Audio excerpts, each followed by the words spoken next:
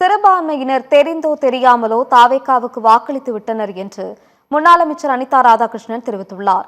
அண்ணா அறிவாலயத்தில் செய்தியாளர்கள் சந்தித்த அவர், இஸ்லாமியர்கள் தாவேகாவுக்கு வாக்களித்துள்ளனர், தற்போது வீதிகளில் மாடு வெட்டக்கூடாது என சட்டம் வந்துள்ளது, இதனை புரிந்து கொண்டு சிறுபான்மையினர் திமுகவுக்கு ஆதரவாக இருக்க வேண்டும் என்று கேட்டுக் கொண்டார். ஆனால் நடப்பது என்னவென்று சொன்னால், இஸ்லாமிய சகோதரர்கள் இந்த பண்டிகையை கொண்டாடுகின்ற நேரத்தில் ஒரு ஹைகோர்ட்டில் ஒரு ஆர்டர் வந்திருக்குன்னு சொன்னால், இன்றைக்கி தவேகாவுடைய ஆட்சி தெரிஞ்சோ தெரியாமல் இஸ்லாமியர் சில பேர் தவேகாவுக்கு ஓட்டு போட்டிருக்காங்க.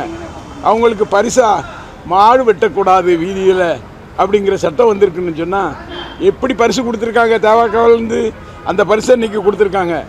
அந்த வகையில் இஸ்லாமியர்கள் புரிந்து கொண்டு கழகத்திற்கு உறுதுணையாக இருக்க வேண்டும் என்று வேண்டுகோளை வைக்கின்றேன்.